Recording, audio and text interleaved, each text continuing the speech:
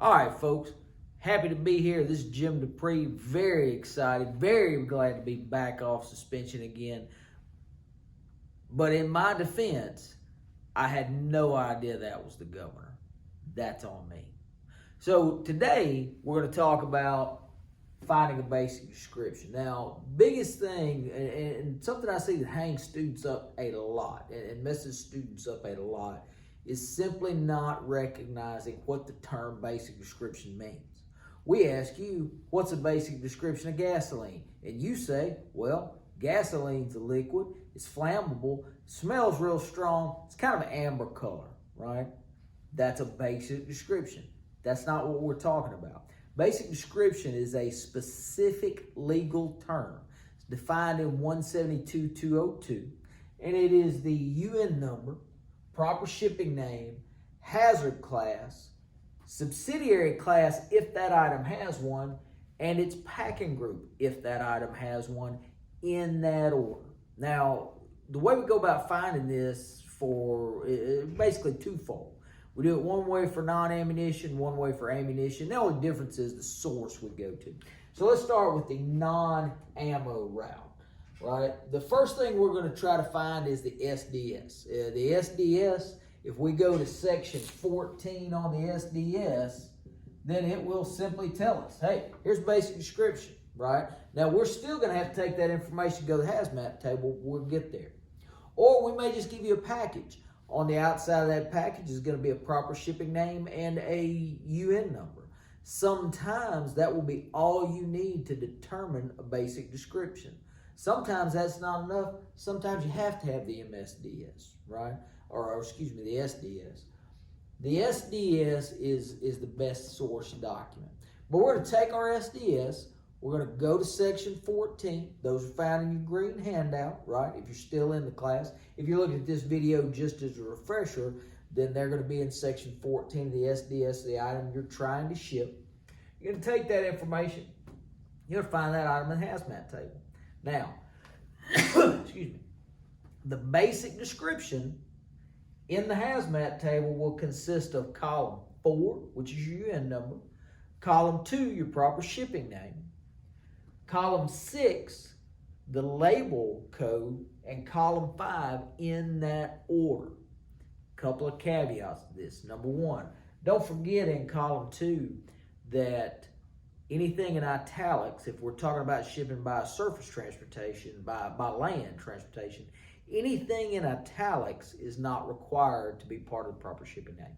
So we're just looking at that straight up and down Roman type print. For column 6, the reason we use column 6, label codes, and not column 3, hazard class, is because column 3 does not contain subsidiary hazards. So if we were to look at something like bromine, if you look up bromine, B-R-O-M-I-N-E, B-R-O-M-I-N-E, yeah, bromine. If you look up bromine and you go to column 3, what you're going to see is an 8. That's its primary hazard class. But if you jump over and you go to column 6, you're going to see an 8 and a 6.1. And that tells us that bromine is not only corrosive, it's also poisonous, right? So that's why we use column 6. Then in column 5, big note here is if it's blank, then that item simply does not have a packing group, and we don't put it in the basic description, right? So we look up any explosive. No explosives have packing groups. Class 7s don't have packing groups. Class 2s don't have packing groups. So for that, we just don't put one, right? So these last, when we talk about subsidiary hazard and packing group, those may or may not be there for your item. Just depends on what your item is. So we take an item like acetone. We look that up, we go to its SDS, and we find that in the green handout. And so put this on pause unless you're really fast. Go to your green handout, find your SDS for acetone, and then go to section 14 of that SDS, and then pick back up. So now that you found that SDS, you found it in section 14, what do we find? Well, we find that it tells us the UN number for acetone. So UN number for acetone was what? UN 1090. I hope it's 1090, because if it's not, I'm going to have to redo this whole video because I don't know how to edit. Acetone, proper shipping name, has a class 3, packing group 2. Right? So that is its complete basic description. And in order to ship anything, we have to have this, because every shipping paper you ever fill out will have a basic description on it. Doesn't matter what you're shipping, doesn't matter how you're shipping it. Okay. Now, for ammunition, we do it a little differently because we need a different source, right? We need to go to the JCS. So we're going to take an NSN and a DOTIC. And if you'll go to your JCS, again, that's found in your green handout, you'll go there, look up Delta 505, and I've got a very extended NSN here. I think there's only one Delta 505, so you go look that up. In your JCS, we can then take that information and go to the hazmat table and find our basic description. Now, since I did no prep work for this, not true, some prep work, on our JCS, notice a couple of things. One, proper shipping name. This is what I want to use. What I don't want to use is my nomenclature, right? So I've got my proper shipping name. I'm going to use that and not this, right? I'm here, not here. Got it? Got it. So we're going to use our UN number of 0254. Should have the letters U and N in front of it, right? Ammunition eliminating.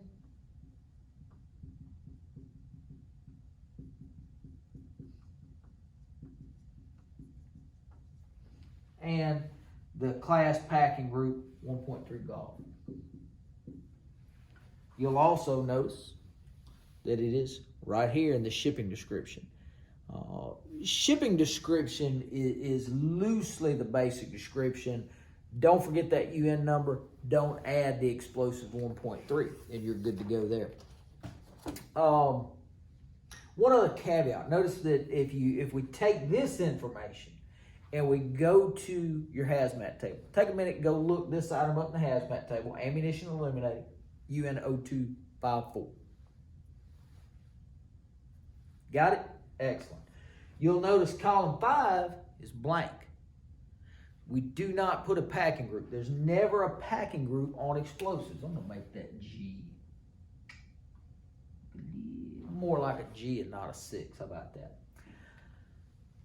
If you've been through the class, or you're going through the class, and you just went through packaging, you may find this a little confusing, because in packaging we tell you that ammunition always has to go in a packing group 2 package. That's true. 173.60, 100% got to go in a minimum packing group package. But that is the box it's going into. That's not talking about how to describe it on a shipping paper. That is just telling you that all ammo has to go in a minimum packing group 2 package, right? So distinguish between how we describe it and what the package is. Hope this video helped you figure out the basic description, how to determine the basic description. It makes it a little bit easier for you to make it through the class. Don't forget, best way to ship hazmat, don't ship it. Have a good day.